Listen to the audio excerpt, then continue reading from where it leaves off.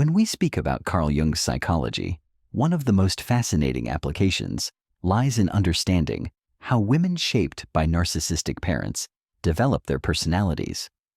Jung believed that the psyche carries hidden patterns, what he called archetypes, and that our early relationships strongly affect how these patterns emerge. For daughters of narcissistic parents, these influences are often profound and unusual. A narcissistic parent typically demands admiration, obedience, or perfection, rather than offering unconditional love. For a daughter, this means her sense of identity is often shaped around the need to please, rather than the freedom to discover her authentic self. In Jungian terms, her persona, the mask she shows the world, becomes extremely polished. She may appear competent, charming, and endlessly giving. But beneath this mask, her deeper self often remains hidden, longing to be recognized. This duality creates unusual traits that make these women both remarkably strong and secretly vulnerable. On the outside, they may display high levels of empathy, responsibility, and creativity. They learn early how to read a room, anticipate the moods of others, and adjust themselves to keep harmony. Yet, on the inside, they may feel a constant emptiness, unsure of who they truly are when no one else is watching. Jung would see this as a disconnection from individuation, the process of becoming one's authentic self. Instead of moving toward wholeness, these daughters risk being trapped in an endless cycle of meeting others' needs, while their own inner voice grows faint. But it is precisely in this struggle that we see their unusual traits, the qualities that set them apart from others. Some may channel this into extraordinary achievements. Others may appear deeply intuitive, almost psychic, because they were trained from childhood to sense the emotions of their parents, and many develop a profound longing for meaning, searching for spiritual or creative outlets that allow them to express what was never safe to show in their family. This journey, while difficult, also carries the seeds of transformation. Jung taught that the shadow, the hidden and rejected parts of ourselves, holds our potential for growth. For daughters of narcissistic parents, the shadow may contain not only pain, but also immense resilience and creativity. By learning to confront and integrate these hidden parts, they can move from merely surviving to living authentically. Before we continue exploring the specific unusual traits and their Jungian roots, make sure to subscribe to the channel so you don't miss the next deep dive into psychology and healing. One of the most striking traits often seen in daughters of narcissistic parents is hyper-attunement to others. From a Jungian perspective, this develops because the child's psyche adapts to survive in an environment where the parent's emotional state is unpredictable. Imagine a young girl constantly scanning her mother or father's face, tone of voice, and body language, learning how to predict moods in order to avoid criticism or rejection.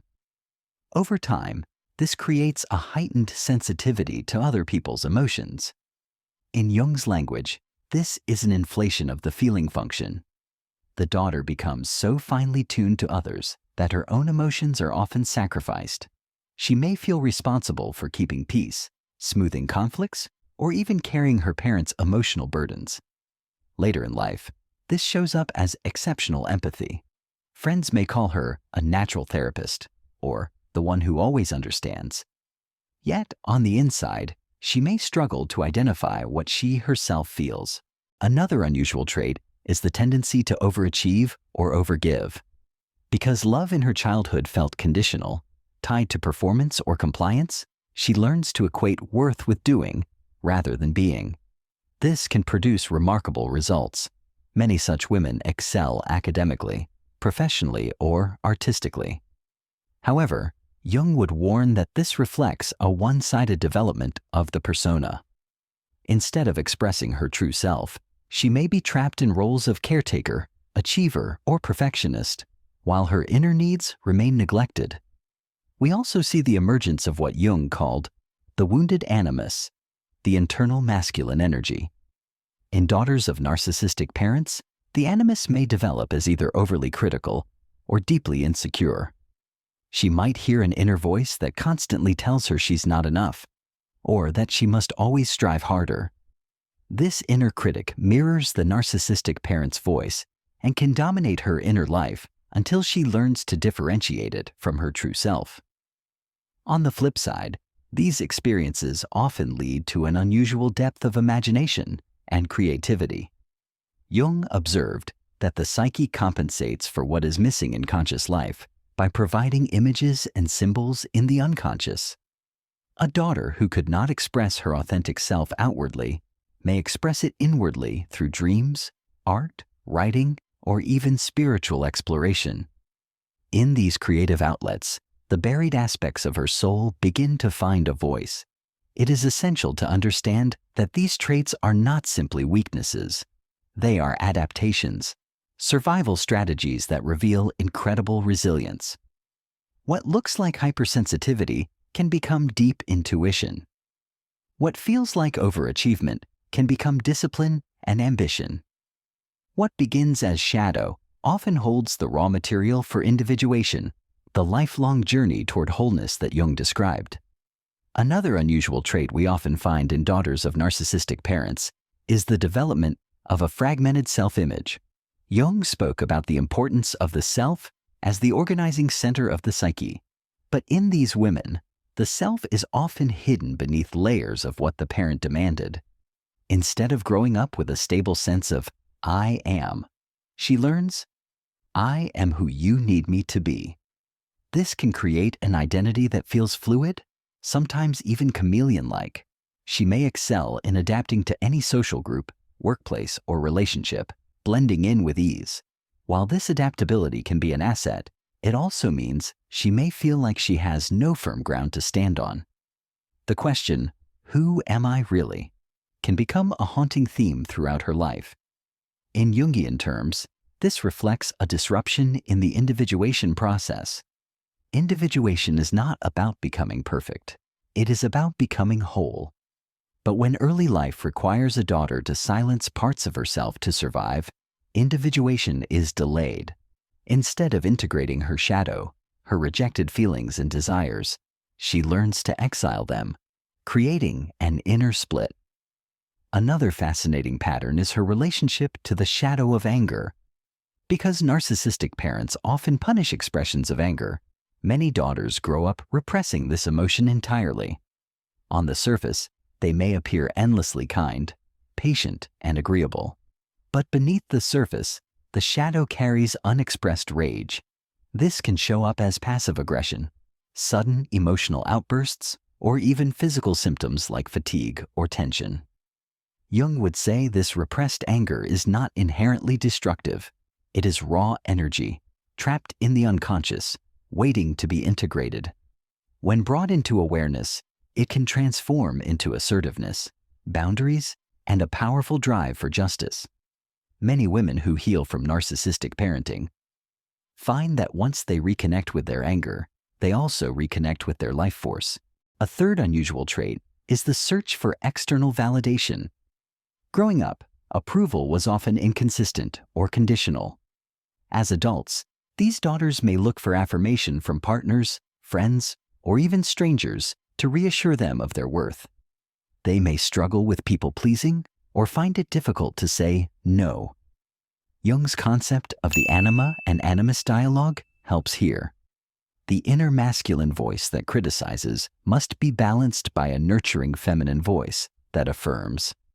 Learning to cultivate this inner balance becomes a path towards self-validation. Finally, these women often carry a deep longing for authenticity. They may not always know how to reach it, but their psyche pushes them toward healing, whether through therapy, spirituality, or creative expression. Jung would call this the pull of the self, the inner drive toward wholeness that never disappears, no matter how buried it becomes. One of the most paradoxical traits of daughters raised by narcissistic parents is their strength hidden within vulnerability. On the outside, they often appear highly functional, managing careers, relationships, and responsibilities with determination. Yet internally, they may feel fragile, doubting themselves at every step. Jung would describe this as a tension between the persona and the shadow. The persona presents strength, while the shadow holds the wounds of childhood that never had the chance to be fully acknowledged. This inner tension often makes them unusually self-reflective. Unlike many people who go through life without questioning their motives or patterns, these daughters frequently examine their own thoughts and feelings with great intensity. In Jungian psychology, this reflects the activation of the inner world of the unconscious. Pain forces them to look inward, where they may discover symbolic dreams, powerful intuitions, or archetypal patterns guiding their growth. Another unusual trait is the presence of heightened empathy mixed with self-neglect. Because their parents' needs always took priority, many daughters grow into women who instinctively put others first. They can become remarkable caregivers, friends, or partners, offering deep understanding and compassion. However, this often comes at the cost of ignoring their own needs.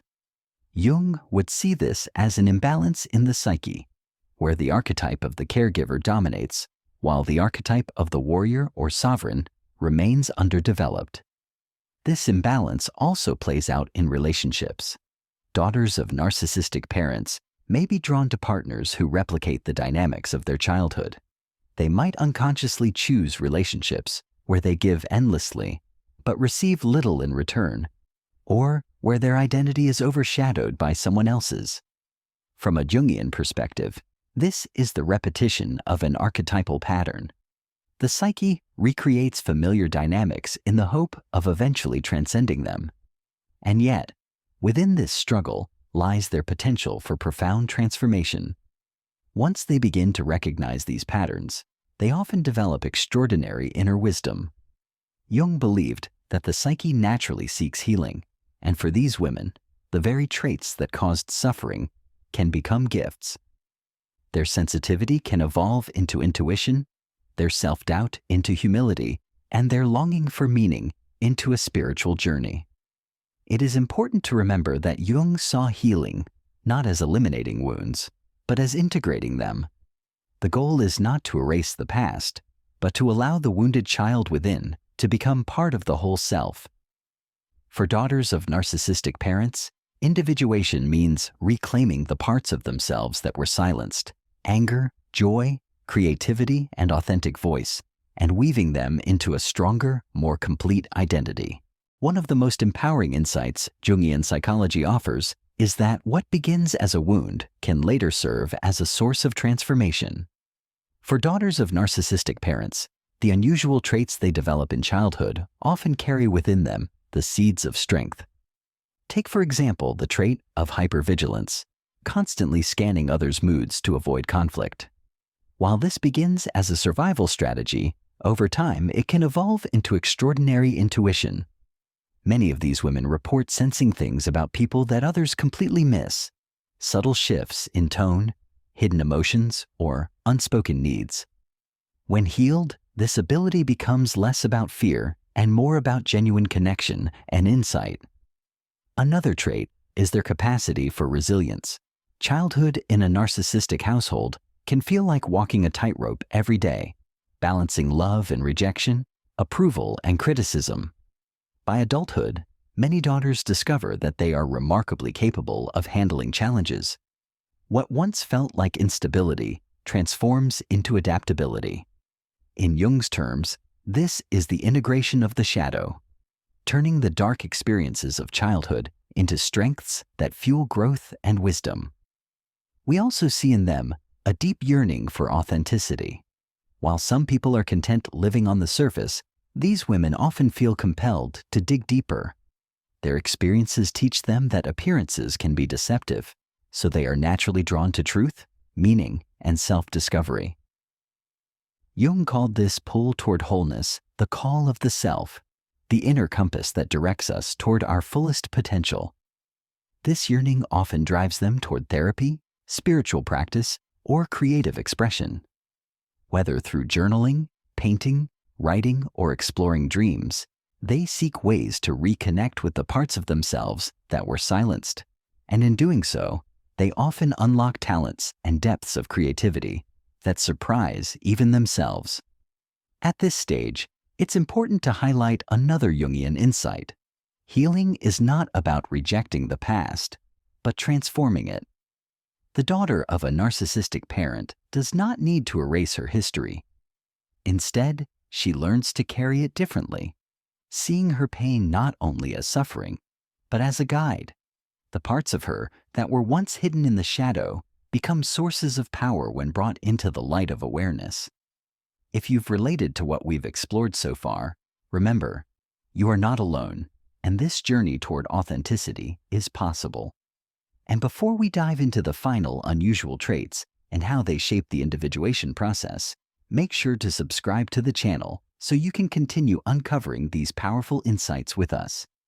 As we reach the final stage of this exploration, let's look at one of the most profound unusual traits daughters of narcissistic parents often embody: a spiritual hunger for wholeness.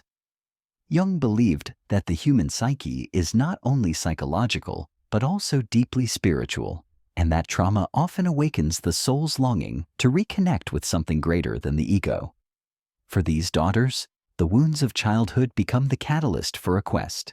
They may be drawn to depth psychology, meditation, philosophy, or creative practices that help them bridge the gap between their outer persona and their inner self. Unlike many who avoid introspection, these women often feel compelled to face the shadow directly. They seek meaning because they know what it feels like to live without it. Another unusual trait is the development of boundaries as a late-blooming gift. Early on, boundaries were nearly impossible. They were trained to prioritize the parents' needs above their own. But as they mature and awaken to their patterns, many discover the power of saying no.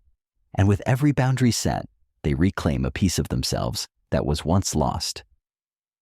Jung would describe this as the integration of opposites, the movement toward individuation, where light and shadow, giving and receiving, strength and vulnerability, all find their rightful place. We must also recognize their capacity to break generational patterns. Jung often wrote about the collective unconscious, the inherited patterns passed down through families and cultures. Daughters of narcissistic parents, once they begin healing, often become the ones who say, "This cycle stops with me." They may parent differently, love differently, or live with a conscious awareness that transforms not only their own life, but the lives of those around them. Finally, one of the most unusual and beautiful traits is the ability to turn suffering into wisdom. The very experiences that wounded them also make them uniquely capable of understanding the struggles of others. Many become therapists, healers, artists, or mentors, using their journey not just to heal themselves, but to light the way for others. This is the essence of Jung's individuation process, not perfection, but authenticity, not denial of wounds, but transformation through them. If you are a daughter of narcissistic parents, remember this: your traits are not flaws. They are the marks of survival, and within them lie extraordinary gifts waiting to be claimed. Your journey toward individuation is not just about healing the past. It is about becoming fully yourself, perhaps for the first time.